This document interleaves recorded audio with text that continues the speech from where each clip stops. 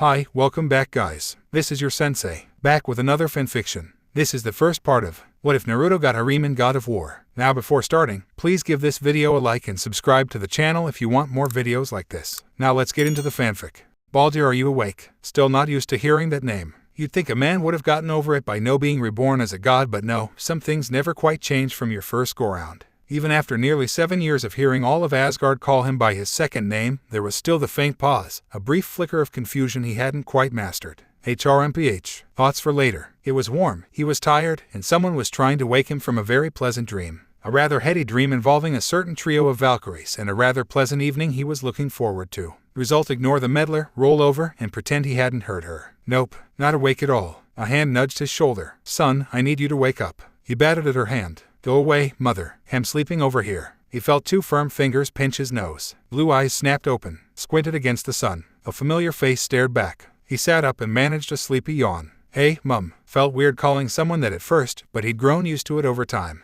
Cautious she most assuredly was not, but Freya was still a damn good parent. 1 out of 2 wasn't so bad. Is that all you have to say? She ran a hand through his blonde hair. You know you can't sleep out here. You're worrying me. Wearily, he realized where he was. He'd fallen asleep on a bench while sunning himself in the training grounds again. Not uncommon in Asgard. The realm was a lovely place, he really couldn't claim otherwise despite all he'd seen, but there was just something about it that felt lacking at times. Maybe it was the air, or the airs Odin put on. No, don't think of the old man. He'd ruin his mood. Kurama scoffed. Even if you want to kill him. He scoffed a little. Even then, it wasn't anything personal, really. He simply didn't trust the man he called father in this life. The All-Father was well-spoken and clever, his capriciousness second to none. His schemes made Orochimaru look like some juvenile bully. Never enough to draw his eye, never enough to truly rouse the realms against him, but his deeds remained and his crimes were more numerous than the stars themselves. They might ever admit it to his face, but the Aesir feared their leader whispered he had gone mad. The answer was simple. One of these days, Odin would have to die. Simple as. He'd have to warn Mimir beforehand. Wouldn't do to have him be trapped in a tree or something. Shouldn't be too hard to get Thor and Sif on board. He'd already made inroads there with their kids. Adorable little buggers. And from there, who knew he'd not aired his plans to anyone else, and he intended to keep it that way for as long as he could. Odin was a clever bastard, but he'd dealt with schemers before. In the long run, he felt he had the measure of his so-called father. And once he fell, it would be time for a "Why don't you go train with the Valkyries?" Freya gave him a nudge, breaking him out his reverie. "Now was asking after you again, to say nothing of Ire and Hildur or Mist and Atrist. They would, wouldn't they?" A blonde brow rose. No Sigrun this time. She coughed. "I believe Mimir has here occupied. Working on a son, were they good for them? They deserve some happiness." Another yawn had him reeling. Gods, he really was tired. Freya mom touched a hand to his shoulder. He honestly just wanted to sleep. But Freya worried. She thought something was wrong with him, that he slept too much these days. And maybe he did. "Should we exert ourselves this time?" Fine. He slapped a hand against his tattooed with a sigh. "I suppose I'll see what they want. Probably to get knocked around the yard some more." If he was honest, he enjoyed fighting the Valkyries. Kept him sharp. You know better than deal with Thor, at any rate. At least they were sober most of the time. Easier on the eyes, too, once he got their masks off among other things. "That's my boy. Do be careful and don't get hurt." He shrugged and lurched to his feet. "No need to worry about that." As though sensing that very thought, Freya's voice echoed after him, taking on a teasing tone. "And try not to give me grandchildren yet." Naruto lazily flipped her off over his shoulder and kept walking. It was a good life as the god of peace. He'd fight to keep it that way. It's not a sin to crave knowledge, son. We all want to know our place in the world. There's nothing wrong with that. Mortals find meaning in praying to us, and perhaps there is, at the end of the day. But you and I, where gods or demigods go when we die, what does it all mean? That's the answer I seek. You say that now, but I've seen what too much of one thing does to a man. That's what I've got you for. To keep me on the straight and narrow. Fine. So long as your quest doesn't consume you, I'm in. Meeting of minds. No good deed. Naruto remembered the moment like it was yesterday. It began with a deal, you see, as these things often do. He was no stranger to the concept of rebirth. If anything, he'd become intimately aware of the strange cycle of reincarnation. It was living proof of it. Sasuke had been, too, once upon a time. Ashura and Indra, they were. Souls reborn throughout countless lifetimes over and over again until they reached them. It was a fascinating thing when you looked back at it. What kind of strength did that take, not only to pass on one's will to future generations, but their ideals? Not that it mattered anymore. Ideals were all well and good, but ideals had gotten them killed. They had died. Both of them. Their final battle in the valley had taken more than their arms, but their lives as well. Awful way to go. You know, strange as it might sound, he didn't feel any regret over the way he died. Death had a way of clearing a man's mind. Sasuke had already passed on to the great beyond. Good for him. He hoped his old friend found peace from his tortured existence. Even so, he wasn't ready to walk into the light just yet. Neither was Kurama. So when a voice offered them an out, suffice to say they jumped at it. a god of light and peace of kindness. Even now he remembered the words he'd said in that moment. Why didn't you say so? Go on, send me right through. Don't mind living a second life with a title like that. Sounds fun. How little he knew. Still, he'd taken the deal, and Kurama with him. All right, now he opened his eyes. Let's see what we're working with here. It's a boy. His eyes snapped open. Lady, say what now? Light rushed in and he found himself looking at a beautiful woman's face, her weary eyes framed by dark hair. Poor girl. She looked exhausted and oh, he understood now. She was holding him. He was being held by this woman, who seemed large, but in reality, he was small. Hello, my sweet boy, she crooned softly, stroking the blonde crown of his hair. Welcome to the world. Realization broke like the dawn. No.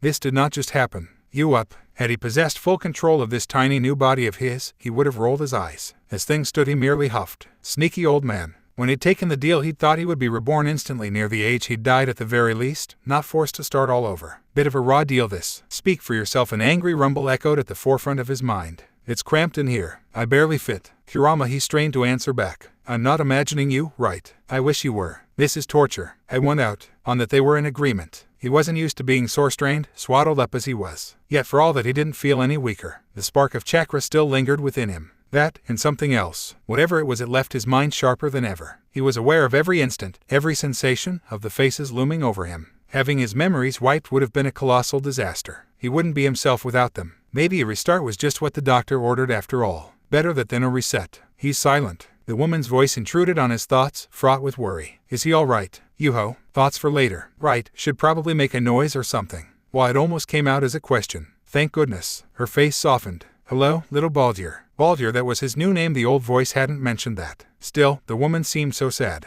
Why wasn't childbirth supposed to be a happy thing? Nevertheless, she smiled when she ran a hand through the crown of his blonde hair. Will you smile for me? He found himself doing so despite himself. Let me see him. In an instant he found himself spirited away, swept out of her arms and into another's. The sudden motion dizzied him, so much so that it took a moment to orient himself. Aha, there he is. My boy. When he came to, he found himself blinking up at balding, one-eyed man. The latter grinned down at him with manic glee, his dark beard going gray. That one eye of his saw far too much for his liking. Well, he hummed. Here you are, as promised. Aren't you remarkable? Wait a second. Naruto knew that voice, if not necessarily that face. It was the same he'd made the deal with. He scowled at him. SHH.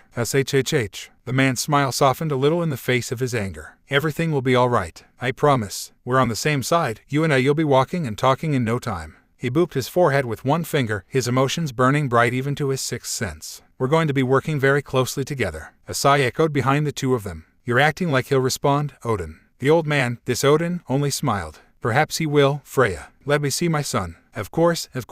He hummed and handed him over. Didn't mean to monopolize him. Here you are. Naruto found himself passed around once more, already felt the beginnings of a scowl form on his new face. So, the voice he'd heard belonged to a man named Odin. He had an agenda. Of course, men like him always did. Time would tell if this bargain came back to bite him. Hopefully not. What if it did? Thor, get over here. Odin's voice distracted him. Come see your little brother. A low rumble reached his ears. Fine.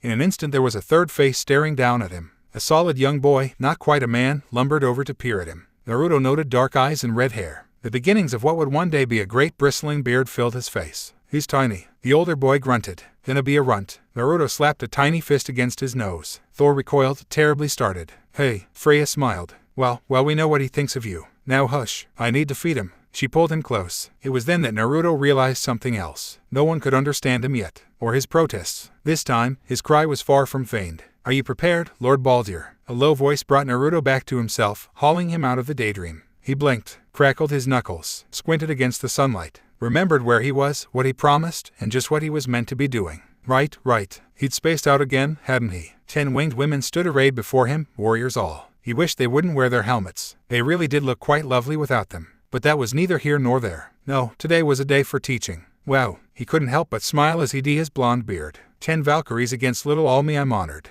Na pressed a fist to her bosom and bowed her masked head. It is you who honor us today, my lord. None of that. Honor's all well good, but honor won't help the 10 of you win a fight against me. His fist crashed out as he spoke. Hilda rocketed backwards, hit a wall, and went limp. Oops. He lowered his fist with a mad grin. 9, no. An anxious murmur went up from the rest. No.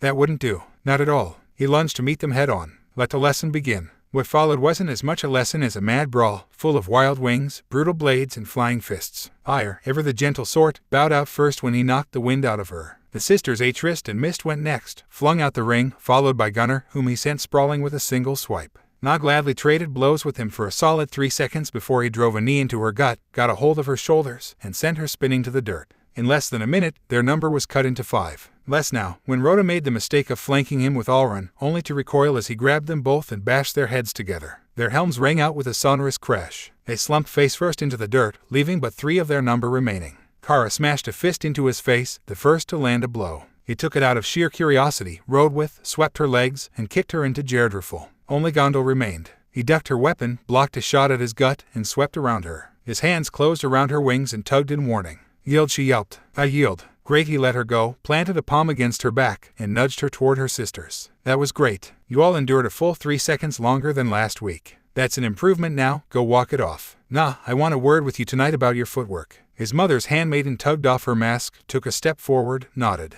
He didn't miss the way her bright eyes flashed. In your chambers, my lord. But of course, the sound of clapping hands ruined the moment and left him contemplating Dayside. Magnificent as ever, Baldur. Na bridled. Without her helm, her expressions were painfully honest. I'll kill him. Just say the word. Naruto rolled his eyes. Don't tempt me. Even without turning, he knew who he'd find sauntering their way. The hearty crunch of someone biting into an apple only confirmed his irritation. He knew of only one god who delighted in eating those awful things. Still, it would behoove him to at least act polite for now. Nothing to say the words riled him to no end. I thought a brute like you could do more than grunt. Or are you too by with your whores? Every Valkyrie within earshot stiffened as one. Heimdall didn't seem to care. Now, no need to be cross. You all know it's the truth, don't you? Naruto's tongue betrayed him. Heimdall, stop being a prick. Aha, he speaks. If there was one god he couldn't tolerate, it was this one. He rather enjoyed working with Tyr and Thor at times, but the Watchmen of the Aesir aggravated him to no end. He'd chosen a particularly poor time today, seeing as his was still up and the Valkyries were still very much nearby. Punch him, Kurama growled in his ear. Punch him hard. He blew out a sigh. This is your one chance to leave. Heimdall. Now, Baldur, why would I ever listen to a faker like Arg? His Woodbador mentor stumbled back, gurgling as a fist slammed into his face. My nose, he touched a hand to the bent, swollen orifice now occupying most of his face. You bastard, words slurred out of him, muffled by the injury as he glared at him. You broke my dose. Naruto was tempted to break more than that. Because you see, Heimdall read people. Their intentions. Likewise, he read him. He knew what he was, where he'd come from, what he intended to do to this realm. He wasn't sure when only that he had. He'd been quite vocal in his attempts to antagonize him since. Unfortunately for Heimdall, no one liked him. Ergo, no one believed him. Such was the case now as the Valkyries laughed at his plight. Naruto lowered his fist. Read my mind all you like, you're still slower than a cow compared to me. Heimdall seethed, glaring at him between his fingers. Luck, that's all this is, blind Lou. A fist found his face again with an audible smack. He cried out anew. Bathtard, he slurred, I bet ma ton da time. Did he mean bite his tongue? Yup. Na turned her head, eyes alight, and hid a muffled snort behind her dominant hand.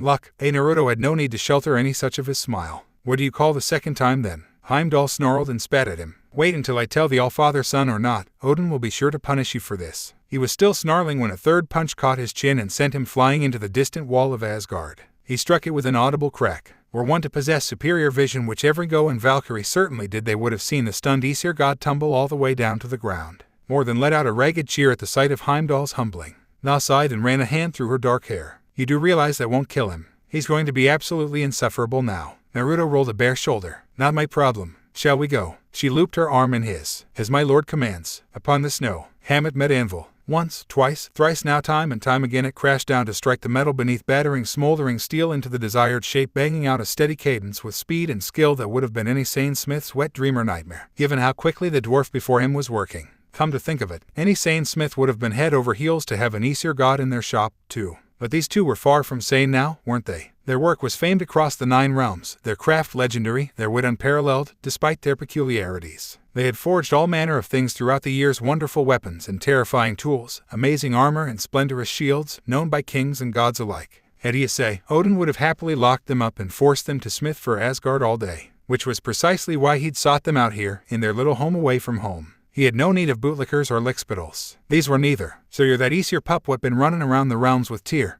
said Smith set his latest project to cool in a battle of water and squinted his way, uncaring of the geyser of steam that followed. What you want with us? He didn't miss the hostility in that gaze. We already made that blasted Y-hammer for your Ijit brother, and I ain't about to make another for some upjumped runt who thinks he's gonna be the next king of Asgard. An open and gloved palm collided with his back, cutting him short. Brock, while the blue dwarf shrugged off his brother's hand. Sawed off, Sindri. Ain't no point lying to this lot, might as well be honest. The last time you were honest, you got yourself kicked out of Alfheim. A mighty guffaw answered him. Ain't my fault the buggers didn't know what a juicy knockin' was. Setting that aside, Naruto balled coughed into a fist and thumped a fist against his tattoo before their story could fall into lurid territory. You must be Brock. He glanced toward the more squeamish of the duo with a small smile. And I take it you're Sindri. The latter smartened up and puffed out his. We certainly are the Hulver brothers, at your service. Hopefully so. Naruto planted his feet, swept one hand down to his belt, tugged an item free, and lobbed it their way. A heavy sack of hacksilver landed on their workbench with a heavy thunk, causing the worn wooden frame to creak beneath its weight. Both brothers balked. He took the chance to get his foot in the door, as it were. I'd like you to make something for me. Well, me and my nephews. Thor's brats. Leave it to Brock to cut to the meat of the matter. They're a damn menace. He fought down a rueful smile. Magni and Modi are better these days. Better, he says. I do say so. Laughter escaped him at the last. I'm their uncle. Those brats damn well better be behaving after the thrashing he'd given them last time.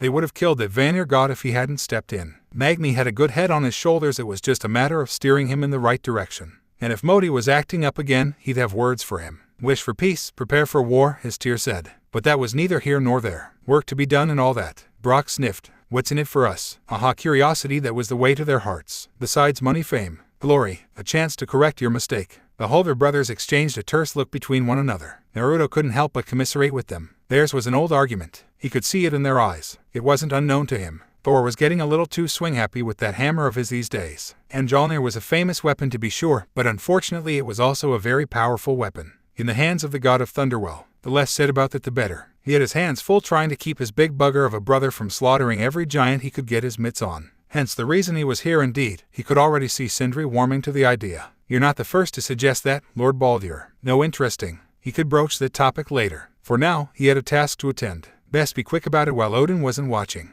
If he asked after his trip to Svartalfheim, he could claim he'd tasked Brock and Sindri with making new weapons for the young sons of Thor. A pliable excuse and something his so-called Allfather wouldn't be able to see through should he come a-knocking. Kurama grunted his agreement. He won't see this coming. There isn't a single raven near here. Right, ravens, Odin's little spies. And wasn't that just another can of worms really needed to find a way to free those poor souls now? No, one step at a time. Weapons and armor first. Then he could go about doing a little soul-severing of his own when dear old dad wasn't looking. None of that lord stuff. He waved a hand quickly to silence his anger as much as the dwarves. Magni and Modi aside, I'd like you to make several things for me. First, he spent the better part of 5 minutes explaining what he was truly after and then 5 more specifying what had to be used. By the end of it, Brock whistled. Sindri, however, wrung his gloved hands. That might take a while. How do we let you know when it's ready? Nothing simpler. Naruto tapped a hand to his belt and tossed a scroll their way. Open that when you need me. I have its twin right here. He held up another small roll of vellum. They're connected. Mine will pulse blue when you do.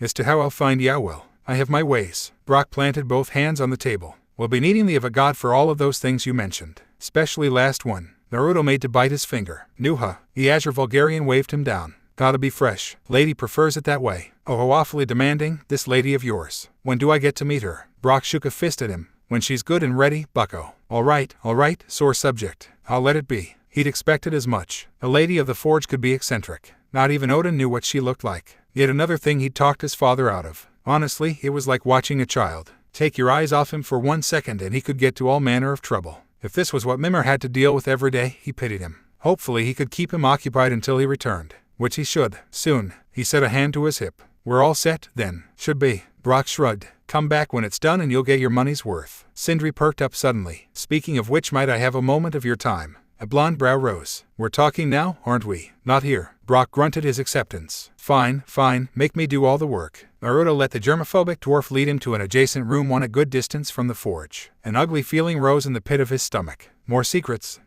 As if Baldur didn't have enough to juggle already. A cursory check confirmed there weren't any ravens hiding in here either, at least, living or dead. Good. He'd sense the little buggers if they were. All right. He crossed both arms before his said dwarf tugged the door shut behind them. What is it? Sindri didn't answer, not right away. He wrung his hands instead, took a deep breath, and, is it true? The blonde brow arched. Is what true? You know, he gestured expansively. The stories. I'm afraid you'll have to be a bit more specific. There are an awful lot of myths about me. Kurama yawned in the back of his head. More than I care to remember. You've been busy. I was asking after the happier ones. Sindri flung up his arms with an exasperated cry. You know, where you, help people. Really? Naruto felt his brow furrow. Do you have any idea how little that narrows it down? I could tell you the time I shook hands with a man-armed giant, the day Freyr.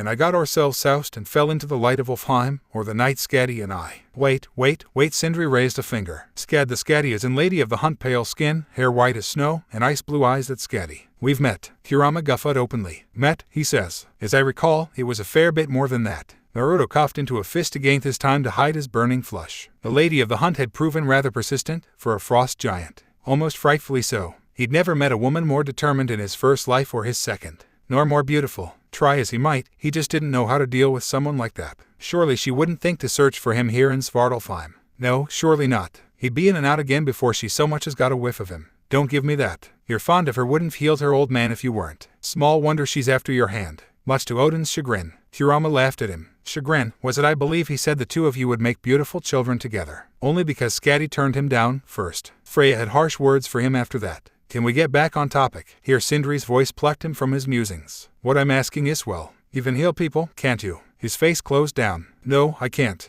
Yes, you can. Sindri remained unmovable as a stone. I've seen you do it before. Blue eyes flashed red. When Sindri stepped back, balking beneath his no-slitted gaze. Midgard, you helped a sick wolf. He rocked back on his heels. Gah, that was a closely guarded secret. How'd the little devil find out? Realm hopping, of course. How else, blasted dwarves? I can, he admitted after a moment's pause, provided I get to them within a timely manner. How timely? Nosy little dwarf. Very. Naruto frowned. Very. I can't bring back the dead. And just as well he couldn't. Odin wouldn't let him out of his sight if he could. Is there a point to this? My brother. Sindri stole a quick glance toward the closed door, as though he half expected Brock to come bursting through the damn thing at any given moment, then glanced back to him. He's been taking risks lately, doing foolish things. Might have something to do with all the silver he's touching. It's already turned him blue, but the other day he almost. Sindri. All right. I need a favor, your godliness. He was going to regret this, wasn't he still? Nothing ventured, nothing gained. He waved him on. If anything happens to him, Sindri wrung his gloved hands together fretfully. If he gets hurt, promise me you'll help him. Do that and I'll make anything you want, whenever you want it. Free of charge. We might bicker, even fight at times, but he's my brother. And I can't bear the idea of living without him. I know that sounds cowardly, stupid even. But you have to understand. Stop. Naruto held up a hand to silence him. He didn't want to admit just how much the words had touched him. There's nothing wrong with worrying about family. I've got brothers of my own. He hardly squabbled with Tyr and Thor the way the Hulder brothers bickered, but he wouldn't want any harm to come to them, either. No need to explain that. Not to me. What about you? The dwarf's bearded mug twitched. What about me? If you get hurt in the future. It seemed an obvious question. Do you want me to heal you, too? No. Much to his alarm, Sindri shook his head. I don't matter. Brock does. If worse comes to worse, I'm sure he'll do fine without me. He wouldn't. He'd seen folks lose siblings before. A certain Uchiha came to mind. It was not an experience he cared to repeat. That is an alarming lack of self-worth. We'll need to work on that, going forward. I mean it. An edge crept into Sindri's voice as she stared him down. I don't know what lies ahead, but if you ever have to choose between saving him or me. No, Sindri recoiled. No, it means no. Naruto shook his head, stifling further protests. If you're acting for my help, then I won't choose between either of you. Our agreement will extend to the both of you, although I'll keep an extra close eye on all Brock all the same. There will be no arguments. He bit the last word out, running a hand through his messy hair. But tell your brother to be more careful going forward. Not just around the forge, but in general. Life is a precious thing. Don't go wasting it. All right. Sindri faltered, then rallied. I'll do that, so long as he understood. See that you do. Want a shake on it? Sindri eyed his bare hand, offered halfway now. Begging your pardon, but I'd rather not. I don't know where that thing's been. Naruto reached the rest of the way to clasp his hand. The dwarf gave up and shook his palm, though not before muttering about needing new gloves. It's a promise, then. He managed a small, tremulous smile. You'll keep your word, won't you? A touch of Naruto's old Aesir stirred in him. I never go back on my word, dwarf. Of that, I have little doubt. Hoy Brock's voice bounced off the door, muffled by distance. If yous two slack jaws are done jabbering in there, I need help over here. Sindri scarpered out the door. Naruto didn't miss the spring in his step. Coming.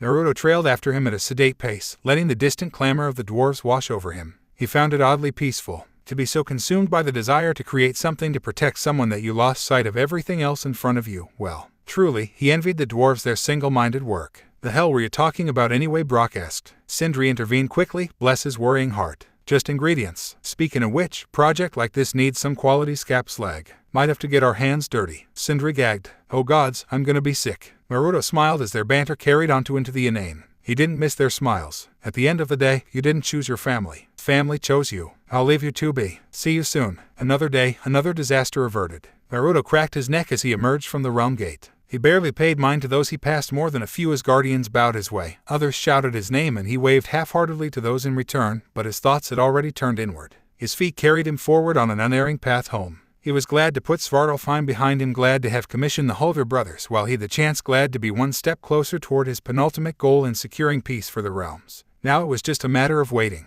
Brock and Sindri hadn't said how long it would take, and the list of ingredients he'd given them were extensive. Could be days, weeks, months. He didn't think it would take a year, but then again, time was always funny up here in Asgard. Dwarves were nearly as ornery as the Aesir themselves, come to think of it, but he enjoyed their bluntness. No subtle words or veiled threats to worry about, no pesky Heimdall to eye for fear of the bastard trying to stick a dagger in his back, just good, simple conversation. It had felt, well, wonderful to speak his mind for the first time in a while. Or perhaps that was just Sindri and Brock. He really didn't know any other people of such size to speak of. Uncle Baldur. Belatedly, he realized where his feet had carried him. He'd made it back to the lodge all right, but in his haste to return home, he'd forgotten something. Or rather, someone. Wooho. He had all of an instant to plant his feet, open his arms, and brace himself for impact. Even then he nearly found himself bowled clean off his feet as a bright blur cannoned into his legs. He reeled backward as his back hit a wall, the impact of which drove a short pained laugh from his lips. Aha, he looked down to the little bundle of joy in his arms. There's my favorite niece. A merry giggle answered him. I'm your only niece, silly. He tousled her bright hair. Why, so you are. Say what you would about children being rambunctious, but little Thrud was strong, far stronger than any child her age should be.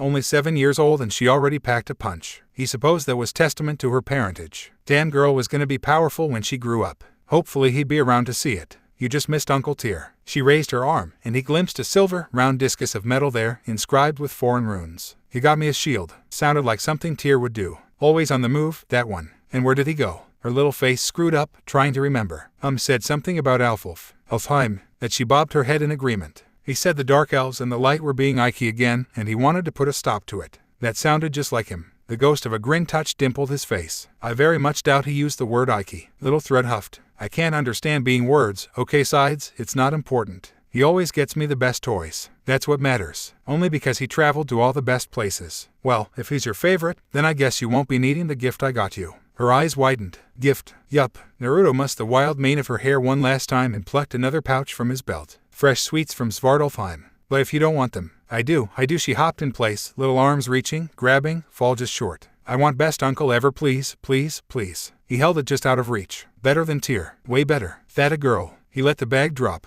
It fell right into her hands. Said sweets were massacred in short order. Speaking of which, it's awfully quiet in here. Where's your mother? Mommy and Daddy had another fight. Thrud said between bites. She's sleeping. Ouch. And your brothers? Midgard, she chirruped happily. They're looking for someone with Grandma Freya. Trying to prove themselves to Daddy again. Were they? There wasn't anything worth finding down and Midgard was there. Well, isn't that nice? Any idea who that might be? Her little head bobbed. The Norns. His smile soured. I see. Irksome witches. On that, they were in agreement. He and Kurama had some tangential knowledge of the trio, enough to know that they didn't care a fig for what they said or thought. Sadly, the same couldn't be said of their mother in this lifetime. Freya wasn't quite so obsessed with the notion of prophecy as Odin, but she was concerned with him. He couldn't count the number of times she'd tried to keep him from harm in the past. All because these so-called Norns had said that Baldur would die a needless death. What did they know? That could mean any number of things. For instance, from a certain point of view, Baldur was already dead. He might have adopted the namesake, but he still clung to his previous identity. From the moment Odin had called his soul into this new, stronger body, the real Baldur may as well have ceased to exist. There was no destiny, no grand design, no script, only the choices he made. He had chosen to accept Odin's offer. He chose to grow up here. He decided to use his influence to make things better, not just for Asgard, but all of the 9 realms. And if he was to die someday, hell would have only him and Kurama when she earned them. Not before, not after. He'd died more times than he could count in his first life. He didn't fear death. If by some foul miracle they did duel, the solution was simple. They'd claw their way out the underworld, bunk hell over the head, and come right back to Asgard, whether she liked it or not. He did, however, dislike the idea of the Norns twisting his mother's paranoia into ugly knots. Time and time again she'd to visit them. Time and again their prophecy remained unchanged. Made him want to go down there and knock some sense into them? It did. See if they saw that coming. Which begged the question, why on earth were Magni and Modi accompanying her this time? Did Odin fear she would run off if he left her alone? Possibly. Or did they simply want to know their own fates and were using her as an excuse why boys were obsessed with inheriting Thor's hammer? He'd have to ask old man Mimir the next time he saw him. Thrud's tiny hand tugged at his tattooed arm, drawing him out of his bleak reverie. Uncle, enough about your brothers and the Norns. He patted her cheek. They're pricks. His brother's daughter blinked up at him, guileless as ever. What's a prick? A hand settled upon his back. Yes, Baldur, a familiar voice crooned just behind his ear with silken menace. What indeed? He looked over his shoulder and stared into eyes colder than Fimbulwinter itself. Oh, Sif, didn't know you were up from your nap. I am. Her voice radiated saccharine sweetness. And I'll thank you to watch your mouth around my daughter, Baldur. Was just an accident, you know. He brushed her off and stood. No need for the knives to come out. My husband said something similar. Naruto's smile thinned. Heard the two of you had another fight. Did you? Now her gaze sought Thrud, only for her daughter to look elsewhere. That's not your concern. Of course it's my concern. We're family, aren't we? Sif planted a fist on her hip and glared his way. Thor was a right lucky bastard to have a wife like her. Sure, she could be a little scary at times, but at the end of the day she was a good woman and doing her damnedest to be a better mom. If not necessarily for her sons, then for Thrud's sake and those to come. Having a daughter had done much to mellow her out over the years. Better to see her like this than carrying another bun in the oven. A pregnant Sif was a scary Sif. Almost made him wonder what a pregnant Valkyrie would be like and dread the day he became a parent himself. Baldur, you're spacing out again. Am I? He looked back to her, absently patting Thrud's head. Sorry. Speaking of sorry, you might want to have a word with Heimdall. Some of the ice thawed from her eyes. He was looking for you. Looking for trouble more like. Where is he? With the All-Father. Her tone said it as did her slight smile. I heard you knocked him into Asgard's wall. I may have. Thrud cooed. That was you. It was so loud. Was it? He hadn't really paid attention at the time. Humiliating Heimdall had become something of a weekly exercise for him, if not daily, so much so that he hardly ranked their encounters. Why focus on that vicious little prick when his time could be better spent elsewhere with Na and the Valkyries? Come to think of it, he'd promised tonight to Tryst and missed. You've got that look in your eye again. Sif batted his arm. Stop that. You're setting an absolutely horrid example for your niece. Tell you what, he winked her way, Thrudy can do the same when I've got rugrats of my own running around. Thrud perked up. I can wait. Does that mean I'll have cousins? Sif paused. What are you implying? You're our resident diplomat. Naruto slipped between them with a merry hum, not trusting himself to hold his tongue. Best not to give the surprise away. Be diplomatic and figure it out. She shouted at his retreating back. That's not what that word means and you know it. Lala can't hear you. As Peace said, the reborn Aesir sauntered away before Sif could speak further. His smile didn't last long in her absence. He'd had his fun now, no point in putting this off any longer. Odin's chambers weren't far from the lodge, rather, they were just underneath it. Right around the corner really. A hop, skip and a jump and he was there. He almost wished they weren't, if only for more time to gather his thoughts. Well, no time like the present. He approached the door at a brisk pace. A faint noise reached his ears from within, rising through the warm wood. Well, 2 guesses as to who's already in there. First 2 don't count. His stride slowed, paused entirely now as he heard words muffled through the wood. With but a thought and a wave of the hand, he concealed his presence. From there, here set one ear to the door and listened. He broke my nose, that was undoubtedly Heimdall in there, stirring up trouble again. Didn't he have anything better to do? Hey, Odin's voice radiated amusement. You're alive, aren't you? Walk if off already. Heimdall raged. All-Father, he means to do the same to you or worse. And yet he's made no moves against me. Odin's retort was crisp, measured even. This isn't the first time you've accused him of such, Heim. The pause that followed was ominous indeed. One might think you're lying to me. Have you lost your touch? Oh, of course not. Good. We wouldn't want any misunderstandings now, would we? You favor him. Heimdall's voice rang with accusation. Why, he drinks and eats and whores himself out to any woman that's willing. Why keep such a creature close to you? Why, a patient albeit parental sigh answered him. You want to know why? Fine. I'll humor you. Because I'm the one that brought him here. Because he's my son. Because he's my successor. The people love him, and his reputation is my reputation. Do you have any idea of the power he possesses? Heimdall scoffed. He charms others with his silver tongue and his strength. What more is there to understand? Naruto nearly laughed. No, that lone word silenced him through the door. He's a talker like me, sure, but unlike me, he could squash you like a gnat, and you wouldn't be able to do a thing about it. He could match Surtur himself. Yet for all that, he's on my side. Our side. Even his children, my grandchildren, will be the stuff of legends. Powerful beyond measure. Just think years from now. Imagine how well prepared we might be with more of him running around come Ragnarok. As far as I'm concerned, he can bed whomever he pleases. Any child of his will strengthen our ranks unless your constant antagonizing will ruin that. I won't have it, you understand. Naruto bit his tongue until it bled. And what have you done for me recently, Heimdall? You haven't been the one amassing knowledge for me, making allies for us. Yes, thanks to him, the secrets of Jotunheim are nearly in my grasp, and you've been here. In Asgard, putting your recent, incursion to Vanaheim last month aside, which, need I remind you, ended with Freyr sending you home with your tail tucked between your legs. Well, you've been less than useful as of late. I have served you faithfully in all things, All-Father. Such slavish devotion. It made him sick. I beg of you, do not doubt me. I don't doubt you, Heim. Maybe if you spent less time trying to find threats where there are none and more time bettering yourself, we wouldn't be having this conversation. A strangled snarl answered. For the love off, listen to me. Sure enough, Odin adopted a conciliatory tone. I can see you're worked up about this. But if Baldur wanted you dead, you'd be dead. Like everyone else who's ever gotten in his way. He could just imagine him waving a hand at him, not looking up from his desk. Now get out of here. I have work to do, and I'm sure Baldur's tired of eavesdropping. Dismissed. What, I didn't hear him. That was his cue. Naruto placed both hands against the door and flung it open. He took dark relish in the brief flicker of surprise that flitted across Heimdall's face. You heard him. Dismissed. Baldur. Heimdall's wild violet eyes glared hatefully into his serene blue orbs. If looks could kill well, he'd be a smoldering pile of ashes on the floor and they'd not be having this conversation now, wouldn't they? But his glare, however furious, could not, and they both knew it. Odin made a shooing motion. The one? Now. Get. I need to talk to my boy. Alone. Heimdall barged past, trying to smash him aside with one shoulder. Naruto made way, grinned when the sullen Aesir tried to hit him anyway, and tripped him before he could react. The bearer of Jijalaran faceplanted into the wall with an awful crunch, further mangling his nose. A non-gentle shove sent him stumbling out the doors on all fours, which summarily closed on his sprawled form. There. Now what did you? Odin held up a finger, waited until the angry Aesir seemingly departed. Another moment more. Sighed. Now. I know you're still there, Heimdall. Silence reigned. Naruto chuckled into it. Want me to shave you bald again? An angry snarl echoed behind the door, punctuated by a slam. Footsteps stalked away. This time there could be no denying his departure. Only then did a crooked grin tug at the corner of Odin's mouth. You're a vicious little shit when you want to be, you know that. Naruto planted both hands in his pockets. I learned from the best. The Allfather clapped him on the back. So you did.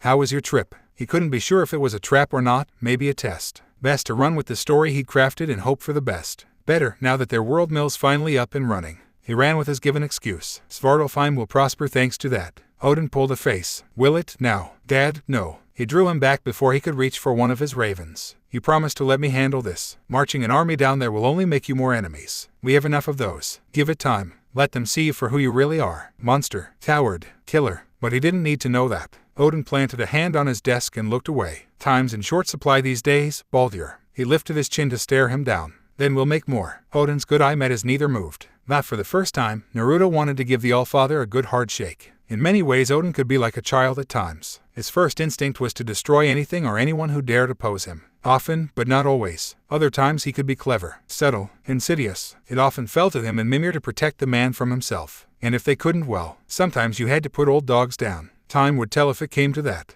And besides, he'd heard every bit of his conversation with Heimdall. Make weapons of my future children, will you? I don't think so. When if Ragnarok came about, any heirs of his would fight because they chose to, not because they'd been gaslit into it by their mad grandfather. You're right. Beneath his glare, the elder god yielded with a sigh he didn't entirely trust. I just worry sometimes. See Mir, he beckoned him to the desk. I want to show you something. A blonde brow rose. And what might that be? What, would you rather spend the rest of the day pummeling Heimdall? His brow crept higher still. Odin laughed. All right, stupid question. Here, have a look at this, will you? He circled over to the man's desk and found himself looking at a mask. An old, broken, wooden thing carved with runes he couldn't comprehend. Odin waved a hand at it. He picked it up. No response. Though it hummed under his touch, the runes did not glow. The mask remained inert. It was not meant for him. You're aware of Ragnarok. HMHMM. He tilted the mask end over end, trying to get a better look at it. It starts after Fimbulwinter, which begins when I die. Kurama bridled. You won't die. I'll not let it happen. Don't worry. I'm in no hurry to kick the bucket. Odin tutted, blissfully unaware of their inner dialogue.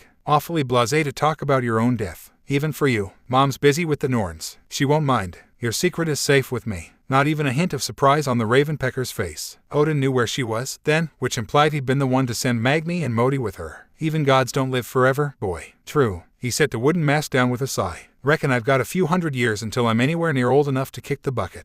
Pret. Odin nudged him with an elbow. That mask there is the key to preventing all this, to averting Ragnarok. With it, we can finally look into the abyss. Have our answers. You're talking about that crack in the world. Down in your cellar. I am. The Allfather slung an arm around his shoulders. It's not a sin to crave knowledge, son. We all want to know our place in the world. There's nothing wrong with that. Mortals find meaning in praying to us, and perhaps there is, at the end of the day. But you and I, where do gods or demigods go when we die? What does it all mean? That's the answer I seek. Answers he likely wouldn't find, but that was his battle to lose. You say that now? His brow furrowed. But I've seen what too much of one thing does to a man. That's what I've got you for. Odin tousled his hair as he hadn't done in years. To keep me on the straight and narrow. You're my best tracker, after all. One that hadn't done his bidding for ages, but how was he to know that? He could do it. Right here. Right now. They were alone. Just shove his fist through Odin's and squeeze. Any threat he ever was and would be. Killing him was certainly an option, but he wanted to help him. The Allfather could be so much better if his paranoia and thirst for knowledge didn't outweigh his wisdom. Maybe once he had his answers he'd finally man up and start acting to the father and grandfather he was meant to be. And if he didn't, well, He'd burn that bridge when they came to it. All right, he shook his arm off. So long as your quest doesn't consume you, I'm in. Good, good, your brother was asking after you, by the way. Naruto found himself perking up despite his best efforts. You mean Tyr? Odin made a face. Not that preaky stiff. Honestly, he's useless. He can stay in Alfheim for all I care. There it was again. The casual disparagement. Unbidden, he recalled Sif's words. Thor, then. Is he drinking again? Define drinking. A distant crash rattled the whole of Asgard. So that's a yes. All right. You want me to drag him out of his cups? Odin clapped his shoulder. If you wouldn't mind. I need him somewhat sober today. Sober for what? Don't you worry about that. Just snap him out of it. He did. He worried very much. Fine. But I want Ingrid in exchange. The Allfather quirked a graying brow. Don't you already have a weapon? I thought you liked Skofnung. I do. He patted the inert hilt wrapped in his belt, a silent reminder of another task that needed doing. Needed to tend to those spectral berserkers with Mimir. But for now, he had a brother to save and a bargain to make. Most weapons aren't sentient. Fine, fine. He capitulated at last. She's no loss. Just be careful. From what I've heard, your brother's on a right bender. He found her in the study, just as before. Bound by a magical cord to that infernal wooden pillar, the poor sword couldn't move, even now. She started struggling the moment she saw him, just as always, trying to get to Himto freedom. Time and time again he'd thought about breaking the poor girl out, only to refrain under Odin's watchful gaze. He'd avoided antagonizing him for so long, but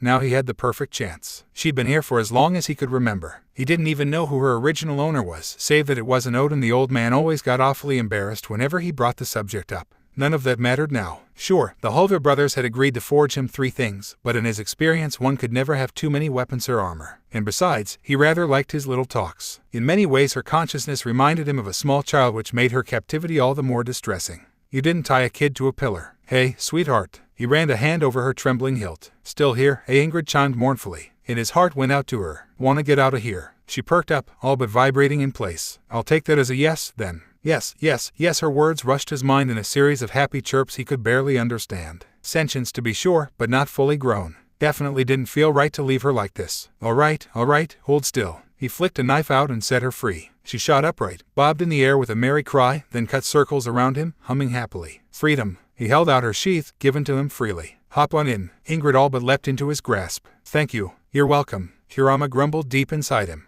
And just like that, we've picked up another stray. He slung her over his shoulder with a rueful smile. Hope you don't mind noise, it's gonna be rowdy where we're going. The boy was false. Heimdall knew he was, just as he had known for years now. He knew even now, as he watched him stalk through the streets of Asgard. So the Allfather had given him that sword, had he no matter. It changed nothing. One look was all it took to read his mind, to know the dark designs within. He was not of this world, no matter what he might claim. He held no loyalty to Asgard likewise. He cared more for the other realms than their own. He was false, a fake, a fraud, a trickster who was loved by all, but only because they failed to see the real him. Time after time he had tried to warn the Allfather. Time and again his warnings had been dismissed. He would not be deceived, not like the others, no matter what he said or did. But Heimdall knew. He knew. It was just a matter of proving it. They would find a way. Somewhere. Somehow. He would destroy him. Black Thunder was a fine mead hall. Named after the god of thunder himself, there was no better place to drink in all of Asgard really. Everyone gathered here when they wanted to cut loose, be it Asgardians, Einherjar, Valkyries, even the gods themselves. Most thought of it as a Valhalla away from Valhalla, for all manner of revelry could be found here. Many a man and woman were busy drinking, reveling, or in some cases, outright fornicating in some of the darkened corners, heedless of anyone or anything or anybody at all. And why not? It was a time of peace. Best to make merry and all that.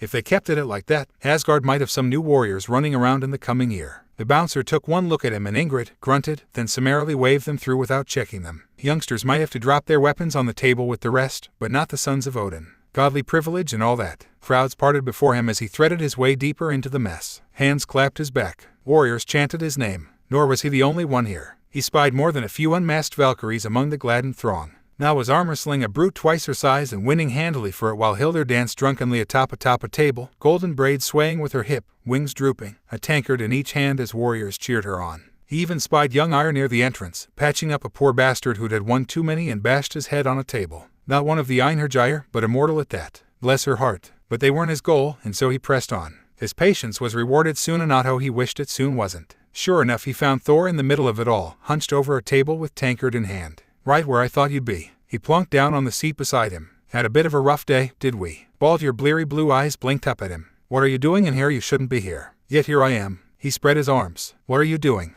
Thor glowered at his mug. Drinking. I can see that. Might I ask why? Thor ignored him. He tugged at his arm. We should get going. Up came the flagon. Down it slammed. Thor grabbed another from a passing server. Naruto felt the beginnings of a grimace tugged at his whiskered face. Come on, big brother, don't do this. It's already done. Thor thumped another tanker down and the meat hall fell silent around him. Let it be known that the god of thunder is good for two things. His words boomed out, hearkening to all, killing giants, and pissing meat anyone who disagrees. His hammer thumped down on the table beside him, will greet Mjolnir with his face. Damn it, he really was in his cups, wasn't he? Best try for the gentle approach. Thorvise isn't you. Why don't we talk? A low growl pierced the space between him. Quiet. Done too much talking today already. Don't get mad. He was drunk. Not his fault. Listen, I'm here for you. Anger flashed across his face. I said quiet, runt. I am not a runt. Naruto took the insult in stride. I am your brother and... A full mug of mead splashed across his face. Ale trickled down it to stain his blue tunic and ruin his new boots. Ingrid squawked indignantly in her sheath, having been thoroughly doused as well. Huh, strong stuff.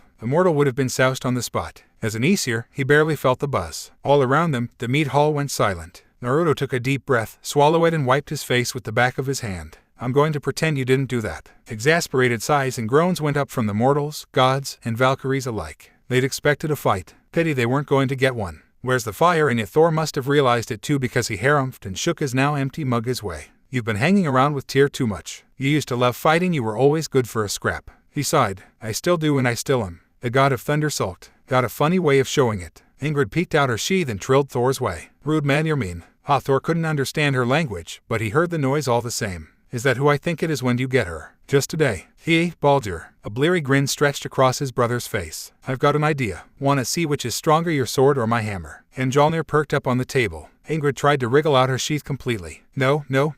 Naruto pushed them both down. We are not doing this. Aren't we? Astray Einherjar made to sit down beside them as he spoke. Thor snapped his fingers without so much as a glance and Mjolnir swept up, obliterating the woman's head. A burly hand shoved her corpse off the bench and sent it flopping to the floor. Seats taken. Buzz off. Naruto sighed. Was that really necessary? Einherjar can die all they like. Ain't like they stay dead. She'll be good as new by tomorrow. That doesn't mean you can just walk around caving their heads in. Why not? You won't let me kill any more giants. For good reason. Enough talking. Thor raised his tankard of mead and drank deeply. You're thinking too much again, little brother. Naruto slammed a hand down atop it. And you not enough. You said you'd stop this. Sparking blue eyes met his. I did stop. Now I'm starting again. Sif's fault. You two had another argument again. Thor tore his arm free and kept drinking. She told you. Your daughter did. A bleary grin.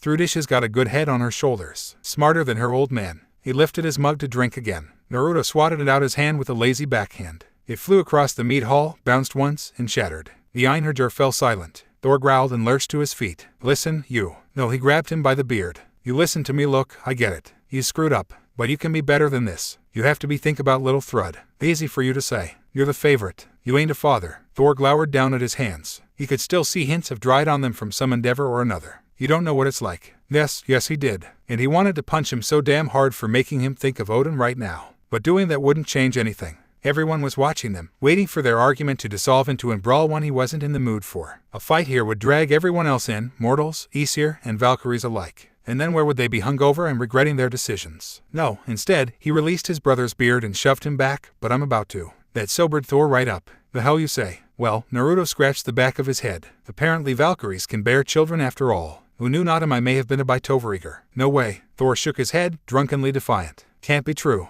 You're messing with me. Gotta be. A faint rustle of feathers was his only warning. Then Naruto felt Na's arms encircle his waist from behind, her body spooning up against his back. Her heavy wings encircled him protectively. Her chin came down upon his shoulder as he glimpsed a smile on her dark face, bright golden eyes dancing with mirth, her triumph thin, leviathan, and exultant. He speaks truly. I carry his child. As do. SHH. He reached around to clamp a hand over her mouth. Don't go spilling that bit just yet. Suo. Thor blinked at the Valkyrie. He blinked hard. I'm gonna be an uncle. Not preen like the proud mother tobe she was. You are indeed. Naruto sighed. That's the part you take away from this. Thor continued to stare at the two of them. Naruto sighed and took his hand from the Valkyrie's mouth. Yes, you're gonna be an uncle. Na laughed into his shoulder, body quivering with mirth. He reached around and tweaked her hindquarters for it. She kept right on laughing. Insufferable girl. Thor burst to his feet, nearly fell over, then righted himself on a table. This calls for a celebration. He flung his mug backward with a roar. Everyone, drink and make merry. CLONK. All eyes turned toward the sound. Ire, sweet gentle Ire, righted herself with a growl. A pale hand rubbed her forehead, patient forgotten at her feet. Thathert. Thor had the good grace to blanch in the face of her fury, if only a little. Sorry about that. Too little, too late. The Valkyrie kicked the mug away and dove at him. You will be. He grabbed her and smashed her through a bench. A fight with a Valkyrie, how I've missed this. Neither saw said shards of said table wing away to strike an unwitting Einherjar in the arse. Said warrior yelped, fell over and crashed into 3 of his fellows, causing them to spill their meat and ruin their meal. Angry accusations were thrown. Harsh words exchanged. Bodies were shoved and oaths of drunken vengeance sworn, which in turn jostled yet more bodies, and well, it was the straw that broke the camel's back. Domino effect at its finest. In hindsight, Naruto never knew who threw the first punch, only that someone did, which in turn drew a shout, and the meat hall went mad. Tables flipped, bodies hit the floor, and in a matter of moments, everyone was swinging for the fences, all semblance of silence and civility forgotten. Somewhere in the madness, Na let go of his back to tackle someone away from him, and quite suddenly he found himself face to face with the same brute she'd been wrestling only minutes before. Celebrate? Hey, screw it. Maybe Thor was right. Nothing wrong with a little brawl every once in a while. Naruto waded into the madness, fists swinging. Upon the snow. You look tired, little brother. Naruto felt tired after the night he'd had. His throat was dry, he was missing a boot, his head ached, and his body was deliciously sore in a way that suggested either a good fight or a good hardwell. A shorter and far more enjoyable word that began with the letter F. Dimly. He became aware of being sprawled out in a bed, probably not his, and a hand nudging him back to wakefulness. He flailed around with one arm, frowned now when he found the bed empty. Tired, he says. I had one hell of a night. Where's Na and Hilder? Woke before you, Baldur. The same, placid voice informed him. Rise and shine. You've been asleep for 2 days. Had he and Thor partied that hard? Ugh. He didn't remember anything after the brawl in Black Thunder. Don't wanna. Someone waved a plate of eggs and toast beneath his nose. He knew them by their smell.